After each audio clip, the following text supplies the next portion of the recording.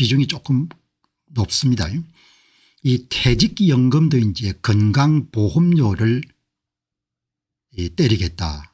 그러니까 이게 이제 퇴직하신 분들 은퇴자들은 건강보험 부담이 굉장히 크죠. 거의 이제 조세화됐기 때문에 이제 세월은 점점 이렇게 축소가 될 거니까 어디든지 돈이 있는 데를 다 찾아내 가지고 이제 이 건강보험료를 올리는 건데 퇴직연금은 아주 좋은 거죠. 한 400조 정도 되니까 이거를 이제 국민연금 함께 맡겨 가지고 운용을 하겠다. 기금화. 제가 이게 참 보면서 이렇게 이 사람들이 참 딱하다는 생각이 드는 거가 모든 그 조직이 집중화되고 거대화되게 하면 부패하게 마련이거든요. 그래서 이제 사회주의가 망하지 않습니까? 그러니까 잘 되는 길, 좋아지는 길은 그렇게 복잡하거나 어렵지 않지 않습니까? 분권화를 시키면 되거든요. 퇴직연금을 영국이나 호주나 미국처럼 개인이 선택할 수 있는 선택권을 대폭 허용하는 쪽으로 제도를 바꾸어 나가야 되고 한국은 또 자산운용사들이 많이 발전되어 있는 그런 나라 가운데 하나니까 그렇게 한국의 금융기관들의 자산운용 기술도 좀 더 발전시키고 시장도 제공을 해야지 그걸 전부 다 국민연금이라는 그런 관주도의 중앙집중화된 그런 조직에게 400조 연금을 맡길 생각을 하면 어떻게 되냐 이야기죠. 한국 사람들은 좀 정신 좀 차리라 이야기죠. 분권화를 해야 될 거 아닙니까? 그게 사례가 없는 것도 아니고 영국 이런 데 대개 퇴직연금 수익률이 10년 20년이 8% 이렇게 나오지 않습니까? 호주도 마찬가지고 뉴질랜드도 마찬가지고 분권화를 해가지고 사기업들을 선택할 수 있도록 그렇게 연금 소유자에게 선택권을 제공하게 되면은 되는데 그걸 전부 다 국민연금 같은 그런 관주도의 독점화된 조직에 몰아줘 가지고 그거 어떻게 하겠다는 이야기냐 이야기죠. 그러니까 지금 새 정부가 등장하고 난 다음 내 눈에 야 이번에 참 잘했다. 이런 거는 정말 내가 좀 칭찬할 만하다. 하나도 없는 겁니다. 전부 다 대형적이고 나라가 어려워지는 데 기여하는 분권화를 해가지고 자산운용사들이 경쟁을 치열하게 해서 고객을 유치하도록 그렇게 만들면 훨씬 더 나아지는 거죠. 기금화시키는 것은 옳지 않지 않습니까? 기금화시키는 것은. 이거를 이제 전문의 하시는 분이 글을 올렸네요. 퇴직연금도 국민연금이 운용하고 확정된 건 아닌데 퇴직금에도 건강보험료를 부과하는 것을 추진하고 있습니다. 이런 걸 보고 제가 찾아보니까 진짜 추진하고 있네요. 국민연금 함께 퇴직연금까지 맡기는 쪽으로. 이분 말씀을 들어보니까 이제 의료계에 계시니까 건강보험 문제는 관심을 많이 가지고 계시니까 폴리 가끔 이제 글을 좋은 글을 많이 올리기 때문에 퇴직연금도 여러분이 자유롭게 선택 운용하지 못하고 국민연금이 운용하고 퇴직금에 현재는 부과되지 않는 건강보험료도 추가로 부과할 예정입니다. 그러니까 국민들을 마지막까지 쥐어짜는 겁니다. 관 속에 들어가기 전까지. 관 속에 들어가기 전까지 여러분들 국민들 그냥 완전히 짜가지고 돈을 각출해야 되는 겁니다. 퇴직연금을 운용하는 자산운용사나 스타트업들은 미리 잘 대비하셔야겠습니다. 한 방에 훅 갈 수도 있습니다. 전부 다 중앙 집중화시켜서 관주도로 나라를 계속 끌어가는 겁니다. 그 나라가 잘 될 수가 없는 겁니다. 저는 나서 자란 한국이 잘 되기를 바랍니다. 그러나 훗날 세월이 흘러서 많이 어려워지게 되면은 대한민국은 거짓말하고 조작 때문에 어려워지는 겁니다. 그 뿌리가 거짓말과 이런 조작을 해결하기 위해서 국민들이 노력하지 않으면은 그냥 가는 길이 뻔하게 보이는 건 물론 미래일이니까 뭐 예단할 수는 없죠. 제가 이름 전망하는 거 다른 분들이 전망하는 건 틀릴 수가 있으니까. 예, 그러니까 중앙집중화에서 400조를 국민연금학에 맡기면은 정치 권력을 가진 사람들이 통제를 할 수가 있죠. 거기다 건강보험료를 부과할 수가 있으니까 일석이조인 거죠. 그렇게 해서 아마 이런 부분들을 추진하는 것 같습니다. 법인세와 주식거래세, 양도세, 정세뿐만 아니고 여러분들의 퇴직연금에 손을 대고 건강보험료도 추가하는 것은 너무나 당연한 정책이라고 그 사람들은 여길 것입니다. 앞으로 훨씬 더 강력하고 다양한 세금 증가 정책이 필연적으로 등장하게 될 것입니다. 40, 50 세대들이 열렬히 좋아하는 이 정권의 수혜자가 되신 것을 축하합니다. 그런 이야기를 폴리 전문의가 올리셨네요. 이렇게 가면은 안 되죠. 안 되는데 여러분들 그냥 이론적으로나 역사적 경험으로 보게 되면은 중앙 집중화를 하게 되면 전부 다 부패합니다. 효율성이 낮아지고 그는 교회 역사를 보더라도 그렇고 그다음에 사기업 역사도 마찬가지인 거죠. 조직이 중앙 집중화되고 비대화되게 되면은 그러면 많은 종류의 비효율과 부패가 발생하게 되는 거죠. 사회주의나 공산주의가 몰락한 것도 결국은 중앙 집중화에 따를 수밖에 없는 필연적인 그런 부패하고 비효율성 때문에 결국 몰락한 거지 않습니까? 한국이 계속 분권화 쪽으로 나가야 되는 거죠. 그런데 대개 이런 예산 규모를 늘리고 관조직을 이런 확장을 해가지고 진짜 골로 가는 쪽으로 계속 가는 겁니다. 이게 뭐하고 연결되는 거 하니까 완장을 찬 사람들의 이익하고도 연결되고 완장 찬 사람들의 철학 빈곤, 철학 부재 때문에 본인한테 이익도 되고 본인들이 이런 젊은 날 가져왔던 그런 생각하고 비슷하니까 계속 집중화식 쪽으로 가는 거죠. 정말 잘 될 수 있는 나라인데 제가 하는 일마다 진짜 어려워지는 길을 이렇게 선택하구나 그렇게 이런 생각이 드는 겁니다. 이제 건강보험료까지 뜯기게 된 겁니다. 자, 여러분 이제 오늘 두 번째 조직은 거짓말 안 해야 되죠. 한국이 잘 되기를 바랍니다만은 이제 앞으로 많이 어려워지게 되면은 제가 조금 전에 강조한 바와 같이 한국은 거짓과 조작과 사기 때문에 어려워지는 겁니다. 그 뿌리가 거짓과 사기와 조작 때문에 어려워질 겁니다. 물론 제 전망처럼 어려워지지 않기를 바랍니다. 이런 전부 다 과거사를 거짓말로 하는 겁니다. 어느 나라든지 간에 자기 역사를 여러분들 좀 과장하고 미화하는 것은 뭐 미국도 마찬가지고 영국도 마찬가지고 다른 나라 다 마찬가지일 겁니다. 좀 아픈 부분들은 살짝 가리고 그렇게 안 하겠습니까? 그런데 노골적으로 자기 역사를 여러분들 미화하거나 거짓말을 하면은 1919년도에 3.15 여러분들 그런 운동이 터졌을 때 조선반도에 살던 여러분들 사람들은 국가가 뭔지 민주주의가 뭔지 이런 데 생각이 없었지 않습니까? 그런데 여러분들 1919년을 건국해로 정하자 이렇게 이야기하지 않습니까? 그게 얼마나 기가 찹니까? 이제 앞으로 두고 보시면 헌법에 전부 다 거짓말을 집어넣겠죠. 뭐 거짓말을. 거짓말 사건들 집어넣으면 헌법을 그냥 전부 다 여러분들 누더기로 안 만들겠으면 거짓말 하면 안 됩니다.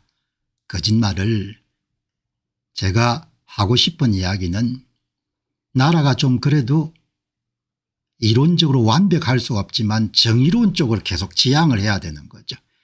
헌법에다 이런 거짓말을 집어넣고 역사를 거짓말로 이런들 칠하게 되면 그 나라가 그냥 골로 갈 수밖에 없는 겁니다. 왜냐하면 거짓말은 생존력이 없기 때문에.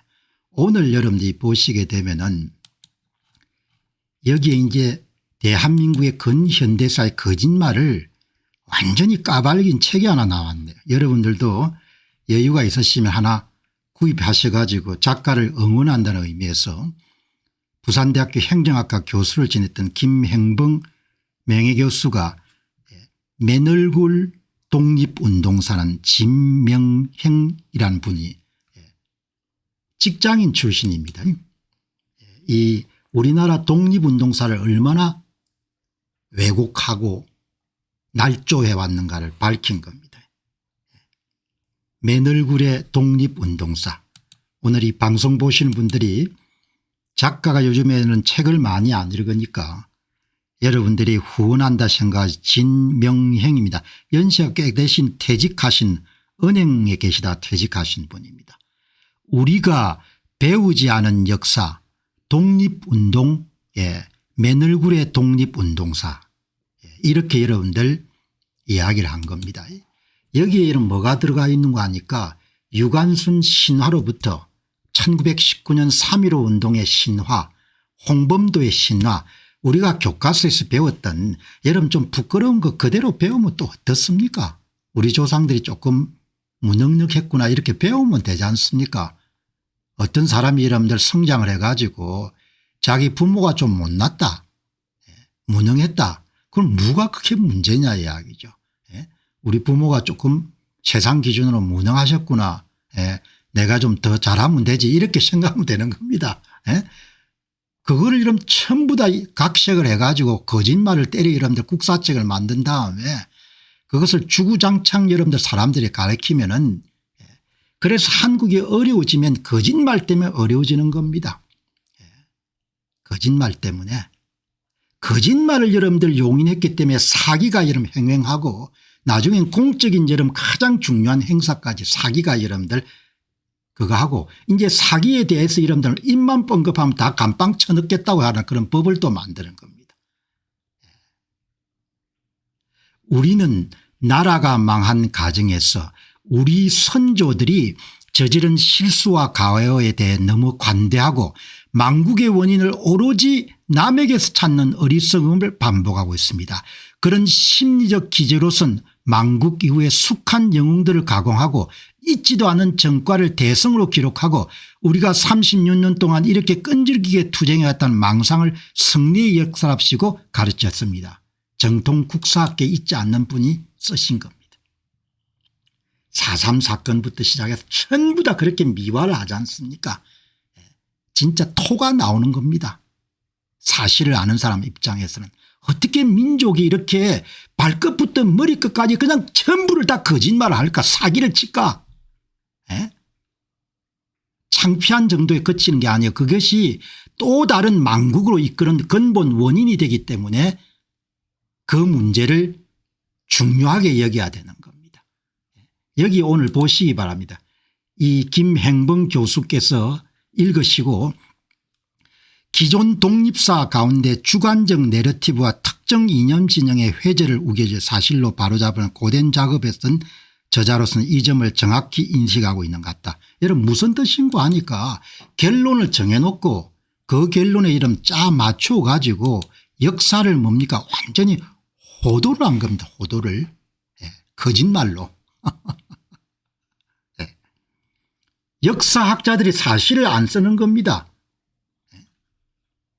자기 조상들을 미하고 이런 거짓말을 전부 다 이런 역사 속에 집어넣어 놓은 겁니다. 여기 이야기를 합니다. 1919년 3.1절에 우리 선조가 외친 구호는 대한독립만세다. 여기서 대한이라는 것은 자유민주주의 대한이 아니고 대한제국 만세는 글자 그대로 영원하는 뜻의 만세이니까 결국은 구한국으로 복귀하자는 뜻이다. 고종 순종의 무능체제로 돌아가자는 뜻으로 만세 부른 것은 극히 일부 유행이었고 일본에서 벗어나자는 게 주된 핵심이었고 우리의 3.1절 키워드는 6자는 대위를 놓쳤다. 자유민주주의 국가를 건설하자는 사람은 그 당시 거의 없었던 겁니다. 그런 생각 자체가 없었으니까 그걸 나무라는 건 아니고 그걸 있는 그대로 받아들여야 되는 겁니다. 그거를 두고 뭡니까 1919년에 이런 대한민국의 건국일을 정하자. 그건 그냥 사기인 겁니다. 그건 그냥 조작인 겁니다. 정말 이 나라는 심각합니다. 문제가. 이 거짓 때문에 무너질 겁니다. 거짓 때문에. 저자는 3.1절이 독립운동이란 면보다도 국민에게 부과된 일본식 체제에 대한 반발감을 가장 중요한 시위 원인으로 해석했고, 진정 나라를 빼앗긴 걸 정한다면 9년 전 1910년 한일 합방 때 나타나야 했지만 정작 그때는 너무나 고요하여 1905년이죠. 그야말로 비폭력 무장을 보여주었다. 그런 국민이 갑자기 9년 후에 보인 시위 원인은 다르다는 것이다. 나라가 망했는데 아무 사람들이 저항 안 했지 않습니까? 나라에 대한 인식이 없었기 때문에 그냥 이시조선이었던 겁니다. 이시조선. 1919년까지 이런 사람들이 갖고 있던 머릿속의 인식은 그냥 이시조선의 복귀였던 겁니다. 그런데 무슨 대한민국 건국일을 1919년으로 정하자 이제 뭐 완장을 찼으니까 그렇게 만들겠죠. 그걸 또 헌법까지 집어넣으려고 하겠죠. 부끄러운 것도 우리 역사지 않습니까? 뭐 그렇게 부끄러워할 필요 없죠. 조상들이 그렇게 선택을 한 거니까. 당시에 이런 국민들이 자유 대한민국을 배워본 적도 없으니 그런 생각이 없었을 거 아닙니까? 당대 그 걸출한 이름 정약용도 결국은 왕조를 못 벗어나지 않습니까? 근대 국가를 건설하는데 본인이 배워본 적이 없으니까 모든 좋은 글들이 전부 다 왕조에 맞춰가지고 왕조의 정상화에 맞춰져 있지 않습니까?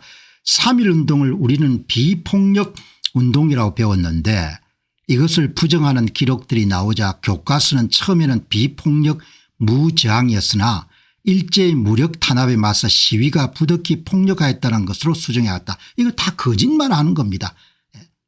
저자가 제시하는 자료에 따르면 3.1절은 처음부터 끝까지 폭력적 운동에 가까웠고 당시 기록에 누르면 누적 참가자 수의 59%가 폭력 시위에 가담했고 41%가 비폭력 시위에 가담했다. 이러자 정작 이들에게 불을 붙인 33인이 독립선언서에서 5인의 소임은 결코 다 파괴 제치 아니하도다. 결코 구원과 일시적 감정으로 탈을 질축 배척함이 아니로다 한 것이 무색해졌다. 민중은 처음에는 잘 모르고 시위에 참여한 국면이 있지만 나중에는 시위 참여가 강제되고 이에 불응하면 폭력을 가하겠다는 협박 및 실제 폭력이 나타났다. 있는 그대로 여러분들 가르쳐야 되지 않습니까? 오늘 굉장히 훌륭한 책을 여러분들에게 이 제야 사학자도 아니고 은퇴하신 분이 하도 딱해가지고 진명형 님이 맨얼굴의 독립운동사를 그렇게 여러분들 사료를 다 찾아가지고 거짓말을 다 밝혀낸 겁니다. 청소년기에 라디오에서 33인의 생존자란 이갑성 씨가 그 난해한 독립선언문 낭독을 들은 기억이 난다. 그 이갑성이 나중에 고등법원 신문조서에서 밝혔다는 맛이 기막히다. 우매한 민중은 이것을 읽을 수 없기 때문에 소요나 시위 따위를 하는 일은 없을 것이라고 생각했다.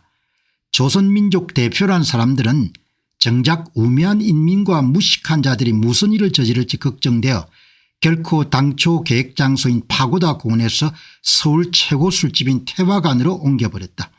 이러자 이들이 도착하기를 기다리던 파고다 공원에 학생들이 몰려와서 왜 파고다 공원으로 오지 않고 여기에 도망쳐 왔느냐, 당장 파고다 공원으로 오지 않으면 너희들이 건축으로 다 쏘아 죽이겠다 위협하는 지경에 이르렀다. 우리가 아는 33인 중 체포된 이후에 앞으로도 독립운동을 계속할 것인가라는 법원 신문 과정에 그렇다고 답한 사람이 몇 %나 되었을까. 그들은 거사 당일 즉각 총독부에 전화를 걸어 자진 항복한다.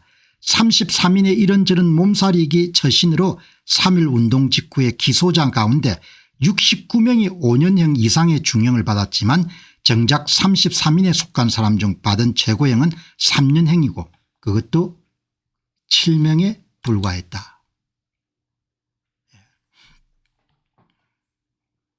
그 당시 사람들은 나무라는 게 아니고 독립을 꿈도 못 꿔었을 겁니다. 일제 치하가 여러분들 40년도 가고 400년을 갈 거로 생각했던 거죠. 뭐 다 가족들이 있으니까 지금 기준으로 아쉽지만 다 입을 다물고 사는 겁니다. 지금 뭐 한국 사람도 다 입 다물고 살잖아요. 이런들 어따리 저런들 어따리 만수상 드링치기 이름들 얽힌들 어따리 남이 해결해 주면 좋지만 나는 손 하나 이런 까딱 안 하겠다는 거지 않습니까? 그렇기 때문에 그때 이런 조상들 허물을 나무랄 필요가 없는 겁니다. 다 가족들이 있으니까 뭐 다 몸을 사린 거고 그리고 다 이렇게 먹고 살아야 되니까 독립운동처럼 뛰어들 수 없는 거고 그랬던 겁니다. 솔직하게 이야기를 해야 안 되겠습니까? 거짓말하지 말고 저자가 발굴한 사실 중 이상재의 신문조서 일부는 매우 인상적이다. 일본이 싫다 하는데도 우리가 억지로 독립을 바란다는 것은 안 된다고 나는 생각한다.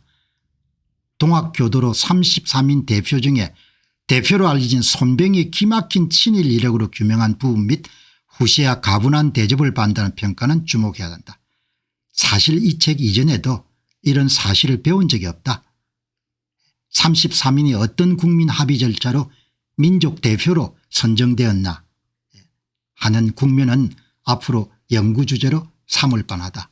이런 1919년 3.15 운동을 폄하하자는 것이 아니고 민중이나 지도자들이 누구도 뭡니까 자유민주주의 체제 공화국에 대한 개념이 없는 그런 상태에서 시위를 주도하고 시위를 했는데 이거를 대한민국의 건국일로 삼아야 된다. 이게 말이 되냐 이야기죠. 그런데 이런 그거를 집권하고 있는 동안 또 헌법에 넣을 겁니다. 헌법에 이런 거짓말을 전부 다 포함을 해가지고 나라 자체가 이런 거짓말 똥퉁구리에 빠진 게 아니고 헌법 자체부터 이런 거짓말로 이제 치장이 되겠죠. 아주 훌륭한 책이니까 여러분 오늘 또 이 책을 읽고 간단 명료하게 김행봉 교수가 잘 정리해 줘 가지고 어떻든 여러분 정직해야 살지 않습니까? 나라가 정직해야 살거든요. 사업하는 사람이 이러면 사기치면은 끝까지 사업을 못하지 않습니까? 나라도 마찬가지인 거든. 정직이란 토대 위에 나라를 세워야 되는 거죠. 그래 안 하면 다음에 골로 가겠죠. 비용을. 그 언젠가가 문제일 뿐이고. 여기 오늘 보시게 되면은 김행봉 교수가 쓰신 이 전직 은행원 출신의 퇴직하신 분이 쓰신 맨얼굴의 독립운동사 소위 한국의 국사책들이 얼마나 거짓말을 국민들에게 가르쳐 왔는가를 파헤친 맨얼굴의 독립사 이 부분에 여러분들 보시면은 너무나 중요한 내용들이 있기 때문에 한 번 더 여러분들 다루도록 그렇게 하겠습니다. 여기 보시면은 얼마나 여러분들 그 당시 사람들이 우물한 개구리였는지 지금도 마찬가지입니다. 지금도 제 잘난 맛에 이름 다 살지만 어마어마하게 시야가 협소한 거죠. 제가 그런 이야기를 한번 드렸지 않습니까? 한 젊은 분이 미국에서 무슨 싱크탱크에 일하는 한 젊은 분이 친구들하고 대화를 해보게 되면 제국을 경영한 다른 나라를 이름 지배해 본 사람들은 지도를 펼쳐놓고 뭔가를 보는 것이 익숙한데 제국을 경영해 보지 않은 사람들은 지도를 보는 것이 굉장히 생경하다. 그 표현을 제가 방송에 소개했고 대단히 중요한 점을 지적한 거죠. 1919년 항일운동 지도층의 수준을 알려주는 극단적 부분은 우리에게 절망감을 안겨다 준다. 미국의 윌슨 대통령이 1918년 2차 대전 종결을 대비해서 발표한 14개조 원칙 가운데 제5조로 흔히 3.1운동에 영향을 주었다고 믿어온 소위 민족 자결의 본인은 1차 대전 때 점령된 피점령지 국민의 의사를 고려해서 전선국가들의 협의를 정한다는 것이다. 그마저도 1차 대전 중에 점령된 지역을 염두에 둔 것이며 우리가 교과서에 배워왔듯이 조선 같은 피식민지 국가가 스스로 독립한다는 것은 우리 쪽의 일방적 희망 상황일 뿐이고 더구나 민족 자결주의를 민족의 자결 자살로 오해해서 당시에 몇몇 선비는 실제로 자살하거나 자살을 시도하기도 했다. 아무것도 몰랐던 겁니다. 그게 대한민국 국민들은 서양 선교사들의 이런 도움으로 인해 가지고 그 당시에 여러분들 도저히 우리가 가질 수 없었던 우남 이승만이라는 사람이 있었기 때문에 자유민주주의 체제를 선택하고 지금까지 이렇게 밥술을 이런 들고 살 수가 있게 된 겁니다. 당시에 이런 민도를 미뤄보게 되면은 아무것도 할 수 없고 그냥 그 당시에 사조에 따라서 그냥 공산주의에 편입돼 가지고 촉은 목피하게 이랍니다. 그대로 맞는 민족적인 수준이었던 겁니다. 대한민국의 식자층이나 지도층의 수준이 이거였던 겁니다. 제가 비난하자는 이야기 아니고 그냥 이거를 그 당시 그대로 받아들이면 모든 것이 여러분들 해결이 되는 겁니다. 문재인 정부 시절에 북한 김정은을 환영하자는 좌파 진영 플래카드에 영도자 수프림 리더를 최고의 독서가 슈프림 리더 읽는 자로 오게한 장면과 같은 수준의 피해감을 주는 이야기다. 좌파의 격한 환영을 기대했다. 엄청난 독서 요구에 혼비백산한 김정은은 이 때문에 한국 방문을 포기했을지도 모른다. 3.1운동 다음 날 국내 언론은 고종의 독살설과 더불어 세계 각국이 조선 독립을 승리했다고 보도했다. 민중은 면사무소나 헌병대에 진입해 이제 우리가 독립했으니 경찰권과 행정권을 내놓으라고 윽박지렀고 경기도의 어느 군수가 총독부에 조선이 독립한 것 맞냐며 전화로 문의했다. 윌슨이 한국의 독립을 돕기에 북한산으로 올 것이니 그 산 위치를 알리느라 산 위로 올라가 불을 지피는 상황도 있었다. 종교화된 애국운동은 맹목은 괴상함으로 마침내 요즘 입법 버릇까지 고려하게 되면 애국 역사 기록으로 웃는 자를 처벌한 법을 제정하자는 코미디 입법으로 연결될 것이다. 당대하고 지금하고 크게 다른 게 없는 겁니다. 지금도 뭐죠? 미국이 개입해서 우리 문제를 해결해 줄 것이다. 끊임없이 뭡니까? 그런 이야기가 유행하지 않습니까? 너희들 문제 해결하는데 미국이 어떻게 개입하냐? 그 바쁜 미국이. 그러니까 이 안목이나 시야란 것은 넓히거나 확장하는 것이 굉장히 시간이 걸리는데 본인들 스스로가 잘났다고 생각하니까 예? 본인들이 잘났으니까 본인들이 생각한 게 다 진리가 되는 겁니다. 똑같은 겁니다. 지금하고 마찬가지인 거죠. 이렇게 좁았던 겁니다. 반도의 가치가 이런데 이렇게 좁은 생각을 가졌기 때문에 모든 것을 자기 중심적으로 해석하는 겁니다. 저자는 육사 교정의 흉상으로 세워진 공산주의자 홍범도는 무장 독립운동을 멸절시킨 주역임을 논정한다. 우리는 감정을 넘어 그 논거를 얼마나 정확히 될 수 있는가. 이 책에 찾은 더 슬픈 부분은 우리의 항일운동 곳곳이 범죄 행위로 가득하며 그러고도 나중에는 거룩한 독립운동가로 추앙받는 장면들이다. 대구의 서우순 사건, 유학자 김승일의 후손이란 김용환, 폭력과 민계 협잡으로 건보술수 공산주의자 김원봉 사례뿐만 아니라 우리가 아는 나석주 의거, 김상욱 의거가 동포재산가에서 강도 행각을 불렸다는 지적, 동제사, 신규식과 그가 주도한 발달학원 그리고 그들에게 나타난 성낙현, 그들이 만든 신한혁명당, 신한천령당을 이어지는 부끄러운 여정이 짜증스럽지만 이게 다 유일성지라 칭송되어 온 임정은의 모태가 되었다는 것이다. 그건 더욱 절망스럽다. 왜 우리는 임시정부란 말에 그렇게 기울어져 있을까? 수많은 독립단체 가운데 하나에 불과하고 더구나 상해 임정 말고도 다른 임정들도 있을 것만 말이다. 이렇게 여러분들 나오는 겁니다. 오늘 부산대 행정학교 교수를 지냈던 김행봉 교수가 글을 읽으면서 엄청나게 열을 받았던 모양입니다. 피를 토하고 여러분들 서평을 쓴 겁니다. 여러분께서 시간 되시면은 이 작가를 후원한다고 생각하시고 참 고된 일입니다. 사료를 다 찾았을 겁니다. 이렇게.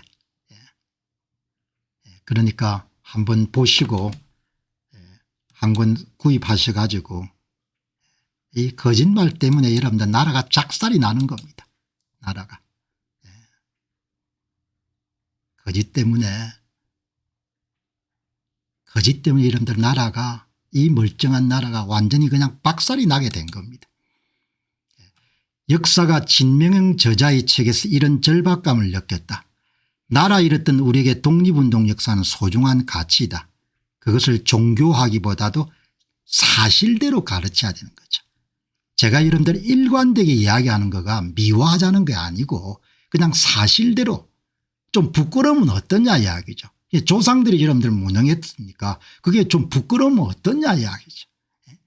사실대로 있는 그대로 진실대로 가르쳐야 되고 사실을 사실대로 받아들일 수 있는 그런 여러분들 용감함이 있어야 되는 거죠. 그 사실을 전부 다 덮고 그 사실을 주장하는 사람들을 뭡니까 이지매하고 손가락질하고 욕하고 침뱉고 그런 나라가 여러분들 온전할 수 있겠습니까? 온전하기가 힘든 겁니다.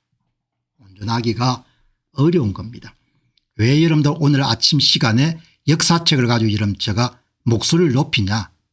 이게 역사 문제에 끝나는 게 아니고 현재와 미래의 한국인들의 운명을 결정한 겁니다. 사실 기록을 왜곡 회피한 누락한 역사는 우화일 뿐이다. 그렇게 가서는 안 되는 거죠. 그렇게 가서는 안 되고 사실이 기초가 돼야 되고 정의로움이 이런 기초가 돼야 되는 거죠. 사실을 왜곡하고 부정의를 정의로 둔갑시키게 되면 그 나라는 철퇴를 맞을 수밖에 없습니다. 왜냐하면 상황 판단에 오판을 할 테니까 엉뚱한 방향으로 갈 거니까. 모든 여러분들 한국이 저는 앞으로 더 잘 되기를 바랍니다. 행여나 한국이 많이 어려워지게 되면은 그 어려워짐에 방아쇠를 당긴 것은 한국이 선택했던 거짓과 사기 때문에 방아쇠를 당기는 겁니다. 자, 여러분들 다음 주제 들어가도록 그렇게 하겠습니다.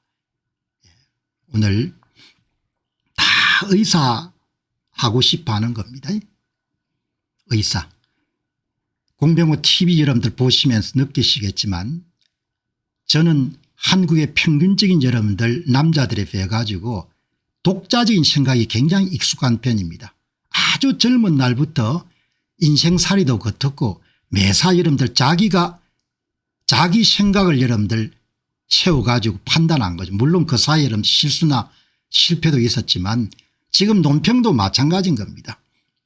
부모들이 전부 다 여러분들 경제 성장률이 떨어지고 봉급쟁이 여러분 생활이란 그 자체를 좀 그렇게 밝게 안 보기 때문에 의사를 시키는 겁니다. 의사란 게 여러분 뭡니까? 여러분 의사란 게 뭐죠? 기본적인 맥락은 여러분들 제가 의사가 안 됐기 때문에 기본적인 정확하게 이해할 수 없다고 이렇게 볼 수도 있겠지만 의학 지식하고 임상 경험이란 데이터베이스를 가지고 환자를 보게 되면은 본인이 이런 가지고 있는 직접 경험 간접 경험 의학 지식의 바탕을 두 가지고 환자를 여러분들 진단을 하고 처방을 제시하는 거죠. 그러니까 본인이 갖고 있는 지식 정보 풀을 가지고 추론을 하는 겁니다. 정확하게 AI에 여러분들 그대로 맡길 수는 없는 거죠. 전부를 맡길 수 없지만 최소한 병명을 진단하는 데는 엄청나게 대체될 수 있는 겁니다. 의사직이 AI가 대체할 수 있는 굉장히 유력한 분야인 겁니다. 정권가의 애널리스트, 기자, 심지어 교수 전부 다 대체가 될 수 있는 겁니다. 모든 지식과 정보 자신이 소유하고 있는 지식과 정보를 바탕으로 해가지고 문제에 대한 진단을 하고 해법을 제시하는 모든 직업군은 대부분 다 사양화될 가능성이 높은 거죠. 의사 직군도 굉장히 제가 볼 때는 위태로운 겁니다. 전 정권에서 이런 의사수를 과감하게 늘릴 때 저는 여러분 한마디로 정신 나간 생각으로 생각했습니다. 야, 저렇게 여러분들 시야가 좁아 가지고 오늘 여러분들 이 현직 의사분이 AI 혁명이 여러분 얼마나 큰 의료계의 여러분들 변화를 가져왔는지를 솔직담백하게 여러분 이야기를 한 겁니다. 폴리라는 분입니다. GPT-5 최고 수준의 의사 실력 능가, 도메인 특화 모델이 아닌 의료용 특화 모델이 아닌 일반 LLM 대규모 언어 모델인 챗GPT5가 미국 의사시험과 매더 QA 벤치마크에서 95점에서 100점을 받았다. 이것은 쉽게 이야기하게 되면 수석 점수에 해당한다. 여러분 무슨 뜻인지 아시겠죠? 물론 뭐 의사가 없어진다는 것은 아니고 당연히 수술을 집도하거나 그런 의사가 있어야 되는 거죠. 그렇지만 통상적인 규모의 이런 의사들은 많이 대체될 수밖에 없는 겁니다. 여러분 지금 GPT-5가 일반 의사하고 게임이 안 될 정도로 진단을 정확하게 하는 겁니다. 에이 그럴 리가 있습니까? 그게 아니고 의사 직업의 본질, 업의 본질이 추론입니다. 추론. 본인이 갖고 있는 이런 의학 지식과 의료 경험 데이터베이스를 가지고 여러분들 환자를 보게 되면 추론을 하는 겁니다. 거기서 여러분들 경험하고 지금 환자 이름 정시하고를 매칭하는 건데 그거를 AI와 함께 따라갈 수가 없는 겁니다. AI한테 따라갈 수가 없는 겁니다. 완전 대체를 하는 건 아니죠. 내 이야기를 좀 잘 들으라고요. 완전 대체하는 건 아니고 일반인이 상당 부분 대체될 가능성이 높은 겁니다. 방송에서 제 이야기를 정확히 좀 들으시기 바랍니다. 내가 의사가 없어진다는 이야기를 하는 게 아니고 의사 업무의 이런 업의 본질을 AI가 정확하게 여러분들 대체할 수 있는 업무라는 겁니다. 여기 보시죠. 일반 의사들이 한국의 최고 명의들이 이 시험을 보기엔 80점 정도가 나온다는 겁니다. GPT 이런 5가 엄청나게 진보했는데 앞으로는 얼마나 더 발전되겠습니까? 의사보다 오진율이 현저하게 낮아지는 겁니다. GPT-5가 인간계 최고 수석보다 우수한 성적이라고 단정할 수 있는 겁니다. 어마어마한 거죠. 하나도 이름 놀랍지 않습니다. 원래 예상된 겁니다. 그래서 애널리스트나 이런 직업들이 대부분 대체가 될 겁니다. 순수한 의학 지식과 근거에 기반을 둔 추론 능력 관점에서는 의학 분야에서 LLM은 인간을 완전히 넘어섰다. 지금 이 정도 넘어선 겁니다. 나온 지 2, 3년 된 데가 이미 넘어섰습니다. 앞으로 여러분들 얼마나 발전하겠습니까? 이거는 당연한 겁니다. 사람이 배워서 하는 것보다 여러분들 짧은 시간에 훈련을 통해 가지고 엄청난 여러분들 임상 경험을 학습할 수 있는 대규모 언어 모델과 함께 여러분들 경쟁할 수가 없는 거죠. 물론 의사 직종이 앞으로 사양화될지는 뭐 두고 봐야겠죠. 그러나 저 같으면 의사라고 안 하겠다는 이야기죠. 왜냐하면 AI가 대체할 수 있는 굉장히 유력한 분야 가운데 하나게. 그러나 사람들이 이거 받아들이기 힘듭니다. 부모들이. 추론 능력을 제쳐놓더라도 지식적인 면에서 인간은 전 세계의 모든 의학 지식을 섭렵한 AI의 상대가 안 되는 것은 당연하다. 지금 전문의 현직 의사분이 하는 이야기입니다. 우리가 갖고 있는 기존 지식을 보면 도저히 받아들일 수가 없는 겁니다. 그래서 사람들이 끝까지 고집을 부리는 겁니다. 정확하게 지적하지 않습니까? 인간은 게임을 할 수가 없는 겁니다. AI한테. 여러분 이게 의료 분야 특수 AI가 아니고 범용 모델입니다. 범용 모델. 범용 모델. 아마 지금 방송 보시는 분들 가운데 AI를 활용하시는 분이 많을 겁니다. 본인의 정상이나 이런 것을 입력해 가지고 도움을 받는 것이. 이 마지막 문장이 굉장히 중요한 문장입니다. 이게. 현직 의사가 이야기하기 때문에 어마어마하게 여러분들 설득력이 있는 겁니다. 이게. 진단 분야에서는 여러분들 타의 추종을 불허하는 겁니다. 타의 추종을. 그러니까 저는 그렇게 여러분들 똑똑한 아이들을 본인이 원하지도 않는데 그게 뭐 사명감이 있는 것도 아닌데 의사대로 닥달할 필요가 없다는 거죠. 여러분 대부분의 명의자 대한민국 최고라고 부르는 의사들의 시험 점수가 80점입니다. GPT-5가 95점입니다. 조만간에 한 100점 될 겁니다.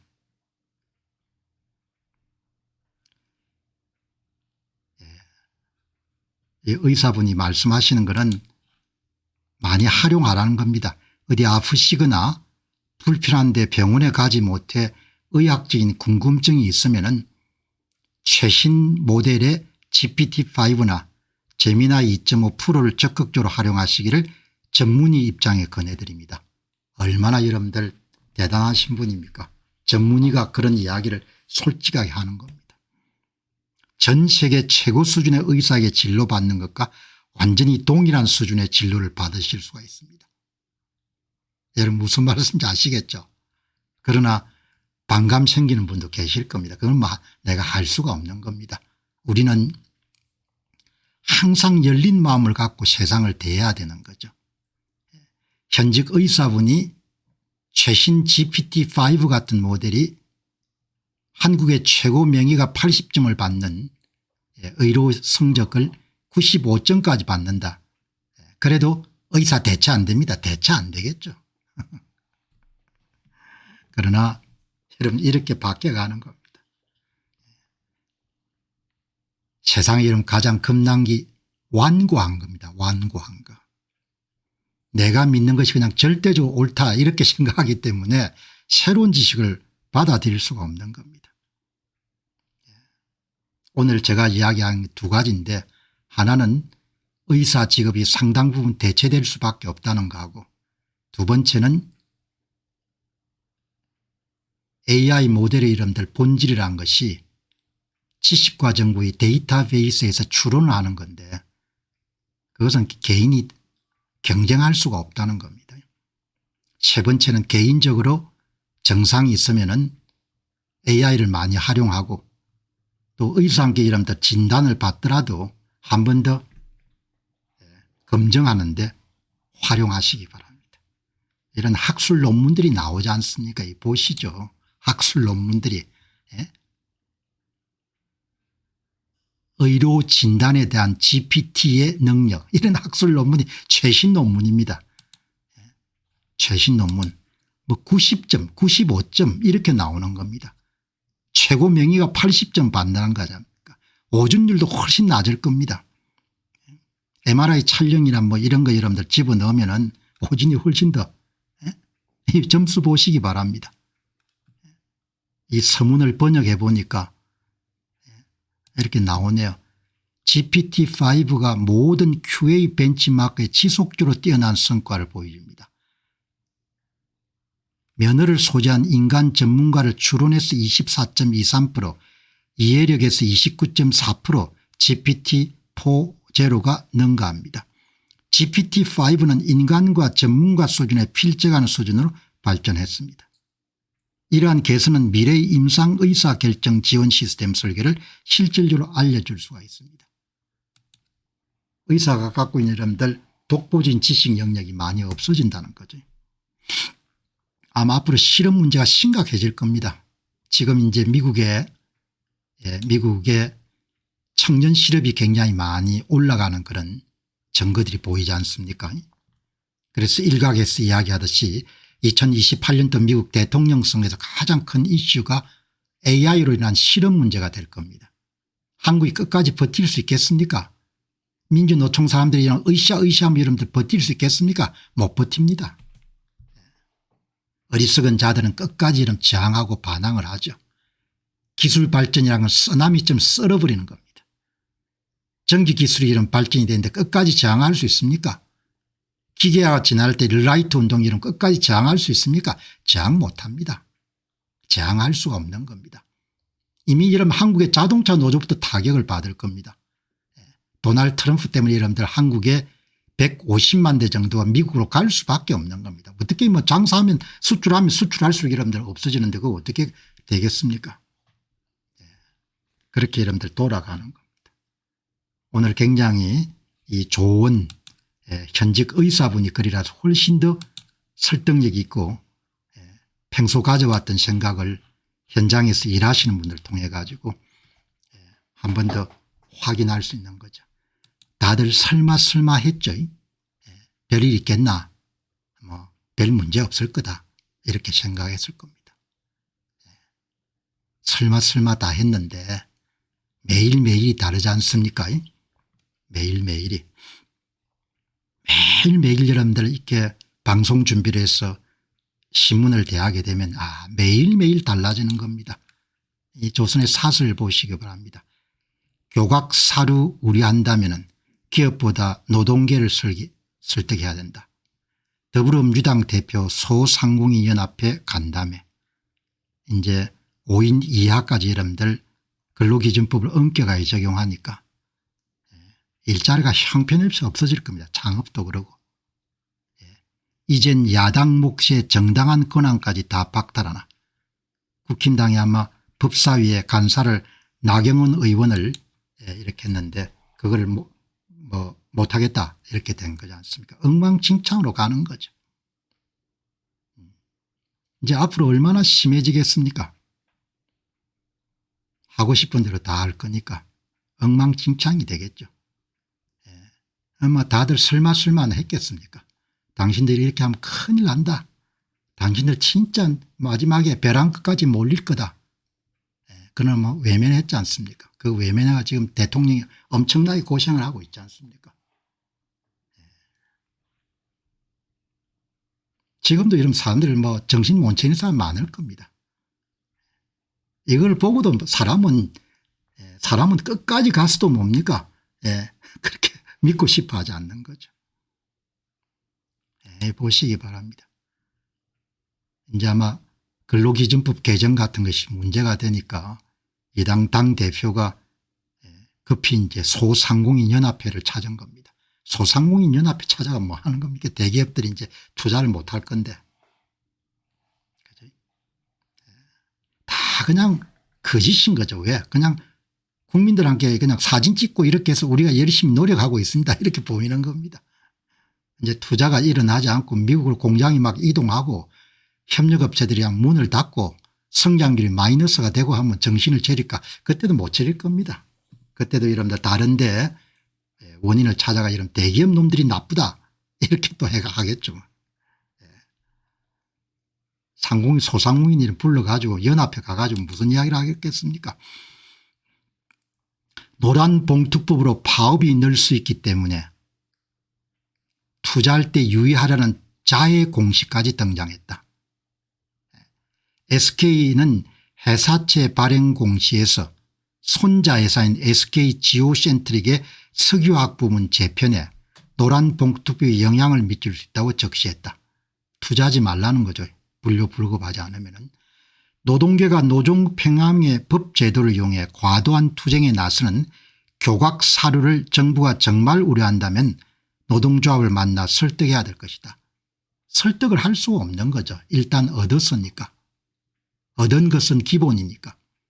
법을 개정했으니까 법을 개정한 것은 일단 거기까지 교두보가 확보가 된 겁니다. 노동조합이. 다음에 시행령은 관계없는 거 더 밀어붙여 가지고 완전히 그냥 두 손 두 발 다 들게 만들어야 되는 거죠.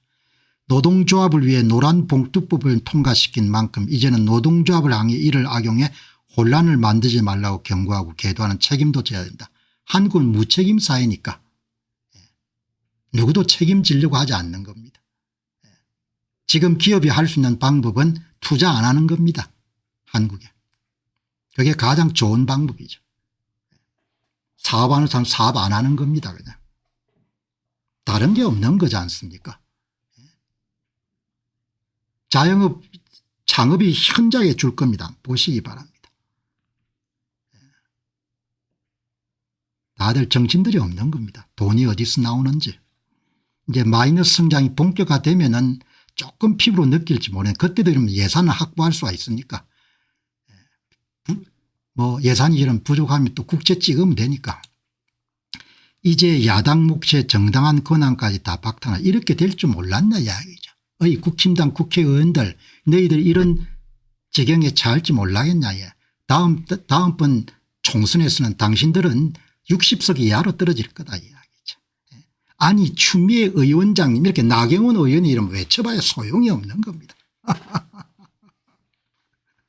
이렇게 될 줄 몰랐나 이야기죠. 당신들 진짜 이렇게 될 줄 몰랐나? 이렇게 될 줄 몰랐을 겁니다. 그렇게 아우성을 쳐도 끄떡들 안 했죠. 기가 막힐 겁니다. 아니 야당에서 간사를 선택했는데 그냥 통과 이래처럼 나경원은 간사 자격이 없다 이렇게 하는 겁니다. 누가? 추미애가 이렇게 이야기하는 겁니다.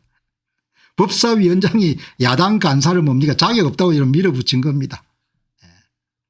이렇게 될 줄 몰랐냐 이야기죠. 이렇게 될 줄 몰랐어? 내가 나경원 의원한테 묻고 싶은 게 이게 될 줄 몰랐냐 이야기예요. 뭐 나경원 의원 나무랄 수는 없는 거고 국힘당은 이제 중소정당으로 전락하겠죠. 지금 민주당 형태는 도를 너무 넘었다. 조선일보가 아우성 쳐봐야 소용이 없는 겁니다. 세상 만사는 다 때가 있는 것이고 때를 놓치게 되면 뭐 그걸로 호미로 막을 것을 가려나 이런 트랙터를 동원하더라도 막기가 쉽지가 않게 돼버리는 거죠. 숙청이나 혁명이 벌어지고 있는 건가. 김창균 논술주간이 앞에 도널드 트럼프 대통령 정상회담 3시간 전에 나왔던 그런 SNS를 이동해 가지고 뭐 지금 다 특정인을 지칭해 가 이제 법을 만드니까 한덕수를 지칭해 가지고 내란 특별재판부를 구성하고 정권의 미운 틀이 박힌 정부 기관장을 몰아내기 위해 가지고 방통법을 개정하고 이재명 정권의 내란 종식은 법에 의한 통치인지 모르지만 법의 통치 룰 바이 로일지 모르지만 룰 오브 로 법의 통치 법치주의 이건 아니다 이야기죠. 지금 이제 와가지고 이야기를 해봐야 뭐가 통하겠습니까? 다 침묵한 것이고 다 입을 다물었고 다 남이 해 주기를 바랬던 겁니다. 이제 시작도 안 됐습니다. 이제 시작도 안 됐는데 아침에 여러분들 방송 준비하게 신문을 펼칠 때마다 전부가 다 아우성인 겁니다. 한 번 더 이야기하는 겁니다. 지금 시작도 안 됐다 이야기죠. 맛배기도 이러면 시작이 안 됐다 이야기죠.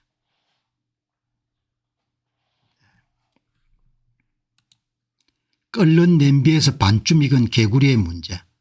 이인열 기자가 아마 경제부서를 많이 출입하실 겁니다. 20년째 여러분들 그냥 반도체 취해 가지고 띵까띵까 했던 거죠. 20년 동안 새 기업이 새 산업이 나온 게 거의 없는 겁니다. 1%대도 유지가 안 될 겁니다. 내년에는 마이너스 성장될 가능성이 높은 거죠. 한국인들의 특성은 기본적으로 라면 여러분들 끓여가지고 20분 후에 상태가 상당히 적합한 거죠. 미리 준비하거나 대비하는 것이 우리 역사에서 찾기가 상당히 어렵습니다. 산업화 기간 동안 참 예외적인 사건이었죠. 그래서 박정희라는 사람이 대단한 겁니다. 한국과의 기초체력인 잠재 성장률이 1%대로 곤두박질한 지금의 참담한 경제 상황은 올해 대만이 4.5%입니다. 한국인들은 앞으로 대만하고 이러면 한국이 얼마나 큰 격차가 벌어지는 것을 두 눈으로 똑똑히 목격하게 될 겁니다. 시대를 못 읽고 유능하지 못하며 소신 없이 어려운 것 해피온 정권들이 한국 경제를 망쳤다. 누구도 험한 일을 안 하려고 했으니까. 반도체 착시에 대한 경고는 끊임없이 나왔지 않습니까? 반도체가 우리 경제의 실상을 지나치게 과대평가해 가지고 구조조정이나 혁신을 방해하는 요소다. 수없이 경고메시지가 나와 전부 다 깔아뭉갠 겁니다. 여러분 세상살이는 건너뛰는 법이 없습니다. 개인사도 그렇고 인생사도 그렇고 나라 일도 그냥 헛짓을 했는데 뭐 아무도 본 사람이 없기 때문에 괜찮을 거다 이게 없는 겁니다. 하나님 믿는 사람들은 하나님 제대로 믿는 사람들은 하나님이 항상 지켜보신다 이렇게 생각하지 않습니까? 건너뛰는 법이 없는 겁니다. 그래서 한국에 앞으로 지불하게 될 비용이 천문학적 비용으로 밀려올 거라는 겁니다. 제가 뭐 험담하자는 이야기는 아니고 20년 동안 전부 다 미룬 겁니다. 문제 해결 능력을 전부 다 쓰레기통이처럼 쳐박은 겁니다. 그리고 반도체가 돈을 좀 벌어주니까 띵까띵까 여러분들 먹고 다 행복하고 국뽕에 채 가지고 우리가 남이가 이렇게 하다가 여러분 지금 이제 선거까지 완전히 뭡니까 무너져 가지고 대들보가 여러분들 그냥 꺾인 겁니다. 그래도 지금도 정신이 없는 겁니다. 지금도 뭡니까 We are the world 외치고 있는 겁니다. 우리가 참 이렇게 여러분들 조금만 계시보시죠. 여기.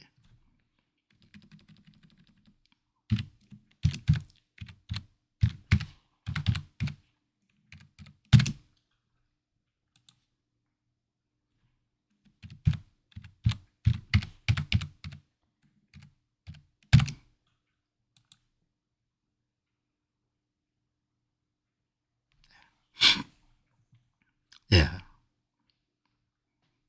여기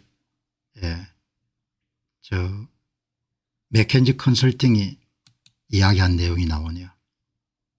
2013년에 한강의 기적은 멈췄다. 한국 경제는 뜨거워진 냄비 속의 개구리다 이렇게 이야기했는데 그 경고가 통하지 않자 최근에 맥켄지 컨설팅 그룹은 보고서에서 냄비 안 개구리에 끓는 물이 끼얹어졌다. 변하지 않으면 죽을 것이다. 그럼 안 변할 거니까 그럼 죽는다는 이야기네. 그지? 예. 여러분 제가 과장해서 이야기하는 것이 아니라 맥켄지가 뭐라고 이야기하는 거 아니까 변하지 않으면 죽을 것이다 하면 변하지는 않을 거니까. 예. 변하지는 않을 거니까 그럼 죽는다는 이야기네. 그렇게 나오는 겁니다. 다 여러분 아우성입니다. 예. 지금 여러분들이 보시죠. 그냥 지금 하는 것이 그냥 빚을 내 가지고 어떻게 돈을 쓸 것인가 이것만 다 고민하는 겁니다. 빚을 내가 어떻게 여러분들 폼나게 쓸 것인가.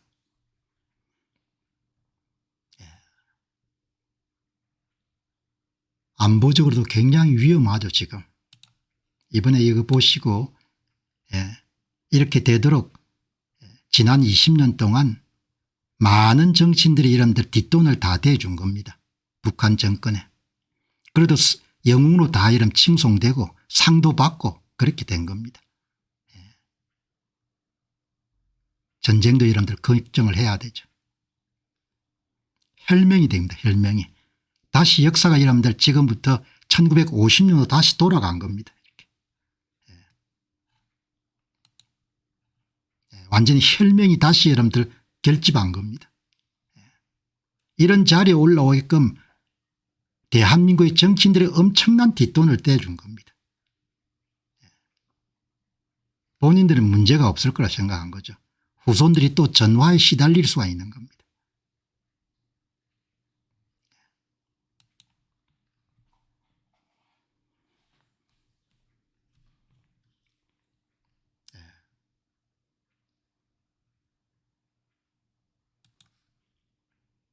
자, 여러분 이제 오늘 말씀을 좀 드렸는데 자, 여기 이제 오늘 다음 이제 세계 문제 들어가기 전에 정리하는 의미에서 몇 분이 남긴 글이 인상적이기 때문에 오늘 한번 소개하고 다음 세계 문제로 들어가도록 그렇게 하겠습니다. 뭐 상황이 바뀌거나 그러면 칼같이 정리할 필요가 가끔은 있죠 사람이. 그러니까 태도나 사고가 유연하신 분들은 칼같이 여러분들 맺고 끊지 않습니까? 오늘 여러분들 어제 나간 방송을 보고 몇 분이 이렇게 나왔겠습니다. 제가 남을 탓하는 왼쪽 친구를 칼같이 잘랐습니다. 제가 주택 하나를 처분해서 달러화를 교환한 다음에 미국 시장에 투자 중입니다. 익숙한 것에서 돌이키는 게 쉽지만은 않지만 그렇게 해야 했습니다. 박사님 말씀이 아주 뼈에 새겨집니다. 이렇게 이야기하셔가지고 제가 엘리란 님한테 격려하는 의미에서 제가 이렇게 썼습니다. 그냥 칼같이 정리한 겁니다. 서로 사람 안 맞으면은 만날 필요가 없습니다. 왜냐하면 나이 들어가면서 서로 맞출 필요가 없지 않습니까? 제 생각은 서로 맞지 않으면 그냥 서로 갈 길을 가는 겁니다. 그게 제 인생 철학입니다. 이렇게 여러분들 글을 남겼는데 오늘 보신 분들한테 여기 중요한 이야기가 나오지 않습니까?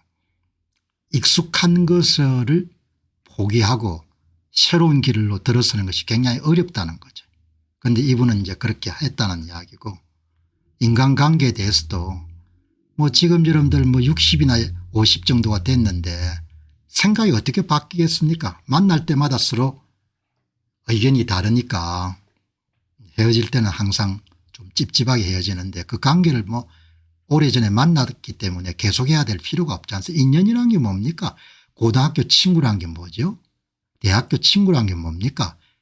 인생의 여정길에서 그때 그 사람을 만난 겁니다. 그 사람을 만났다 이런 평생을 가야 될 이유가 없지 않습니까? 나는 그렇게 생각하거든요. 고등학교 친구이기 때문에 평생을 가야 될 이유도 없는 것이고 한때 친했기 때문에 여러분들 평생 가야 될 이유도 더더구나 없는 겁니다. 그냥 서로 잘 안 맞으면 노력해보고 그냥 정리하는 겁니다. 아니 인생이 여러분들 창창한데 뭐 하려고 여러분들 서로 성인이 돼가 이런 서로 생각이 다르고 정치적 식견이 다른데 그걸 맞추기 위해서 여러분들 그냥 노력해야 될 필요가 없는 거죠. 평균적인 남자들에 비해서 좀 다른 생각이면 제가 갖고 있는 생각을 여러분께 이야기하면 저는 칼같이 정리하고 그냥 그대로 가는 겁니다. 세상은 넓고 할 일은 많기 때문에 다른 사람을 설득하는 것은 나는 거의 불가능하다고 보기 때문에 오늘 이렇게 이런 공병호 TV를 운영하면서도 마음이 완악하지 않고 완고하지 않은 분들은 이야기를 들으면 야 저게 저렇게도 생각할 수 있겠나 그렇게 하겠지만 자기 생각이 이러면 완고한 사람들은 뭐 일체 들어가지 않지 않습니까? 그냥 완전히 그냥 박살이 날 때까지 뭡니까 그냥 고하겠죠. 그 사람을 설득할 필요가 없네. 난 일찍부터 이런 사람을 설득하는 것이 불가능하다는 걸 일찍 알기 때문에 그냥 내가 생각하는 대로 그냥 논평하는 겁니다. 그냥 오케이 하는 사람은 오케이 하고 오케이 하는 사람은 오케이 안 하는 거죠. 아무것도 모르고 국장을 조금씩 하다가 말씀을 듣고 미국 시장의 ETF 상장지수 펀드로 갈아탔습니다. 덕분에 눈을 떴습니다. 얼마나 멋진 이야기입니까? 이런저런 보람 때문에 논평 프로그램을 계속하고 앞으로도 건강히 계속 허약하면은 끝까지 할 그런 생각을 갖고 있는 거죠. 이렇게 깨우치시는 분이 계시잖아요. 세월이 흘러가 보면 그때 결정적인 정보였구나. 그분이 결정적인 그런 시각을 제시했구나. 이렇게 생각하신 분이 얼마나 많겠습니까? 그래서 하는 겁니다. 이게 마음이 부드러운 사람인 거죠. 마음이 부드럽기 때문에 받아들이는 거예요. 새 정보를 마음이 부드럽기 때문에 내가 하라고 이야기를 안 하지 않습니까? 본인이 판단하는 거죠. 덕분에 눈 떴습니다. 그냥 그걸로 된 겁니다. 그걸로. 또 한 분이 남긴 글입니다. 제가 유치장 생활을 이틀간 했는데 거기에 공 박사의 책이 있어서 마음 안정에 좋았습니다. 여러분 제가 이렇게 논평을 이렇게 세게 하지만 굉장히 부드러운 책을 많이 쓴 작가입니다. 에세이 스타일의 글도. 그러니까 선거 여러분들 논평에 들어가기 이전 2000년 이전에는 글들이 굉장히 이렇게 부드러운 소프트한 글들이 많죠. 이분이 아마 거기서 그런 글을 보셨던 것 같습니다. 이제 돌아올 수 없는 강을 건넜습니다. 돌아올 기미가 안 보입니다. 내 자식과 내 손자들 삶이 너무 걱정되어 제가 죽지 못할 것 같습니다. 뭐 어떻게 하겠습니까? 강을 건너버린 건데. 개인적으로 노력해 가지고 그렇게 될 수 있으면 좋은데 집단적으로 그렇게 할 가능성이 많이 낮지 않습니까? 이분은 장돈식 님은 그렇게 상황을 판단한 겁니다. 아, 이게 루비콘 강을 건넜구나. 루비콘 강을 건넜구나. 이렇게 판단한 겁니다. 판단은. 루비콘 강을 건넜다고 본 겁니다. 제가 루비콘 강을 건넜다고 보니까 옳지 않기를 바랍니다. 제 판단이. 이렇게 이런 상황 판단을 사람마다 다 하는 겁니다. 같은 방송을 보다가도. 여기 미국에서 자영업을 하는 인도인이나 이웃하고 인도인들은 대부분 굉장히 이기심이 강합니다. 인도 총리 무디도 똑같습니다. 민족의 습성이나 습벽, 속성이나 특성은 잘 안 바뀝니다. 한국 사람들이 여러분들 미국처럼 넓은 나라에 간다가 여러분들 그 속성이 안 바뀌는 거죠. 민족의 원형은 어마어마하게 질기고 강한 겁니다. 인도인에 대한 이 같은 평가가 전부 인도인에 적용되지 않겠지만 여기에 김영님처럼 미국에서 겪었던 인도인들의 특성이 인도 모디를 보면서 그대로 보일 겁니다. 민족의 속성이란 게 그렇게 힘든 겁니다. 용수철과 같아서 여러분들 잠시 동안은 억제할 수 있지만 그대로 원래 상태로 돌아가는 겁니다. 오늘 굉장히 이렇게 미국 경험을 짧은 거리지만 이렇게 남겨주시니까 한 번 더 이렇게 확인하게 되는 거죠. 여기 보시면은 제가 40대입니다. 사실 재테크는 0.1%도 관심이 없이 제가 열심히 살아왔습니다.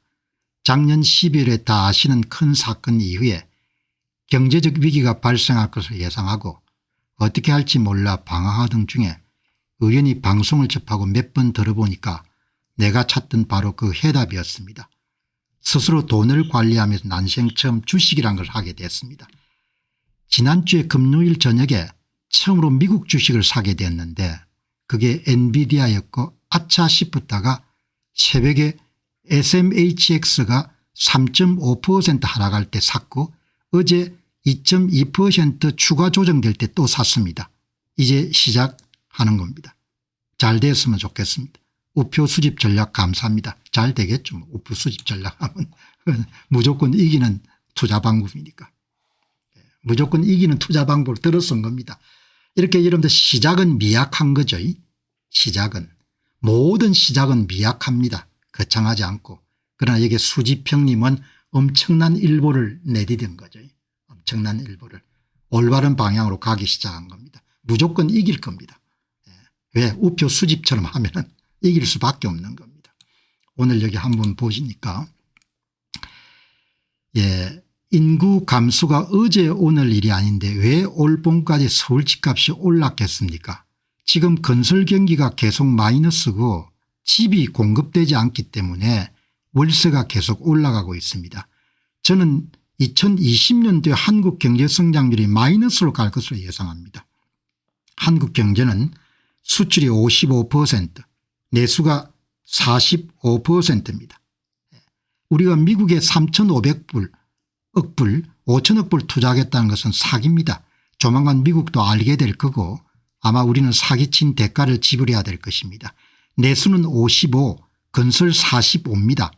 경제가 마이너스로 가면 건설 45의 역할이 커집니다.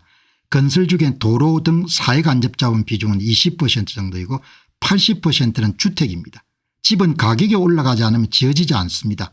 아마 내년 하반기쯤에 부동산 규제를 다 풀 것으로 내다봅니다. 1997년 12월 IMF 때 서울 아파트 건물 반값이 준 사람들만 돈을 많이 벌었습니다. 이렇게 여러분들 이야기하니까 참조하시기 바랍니다.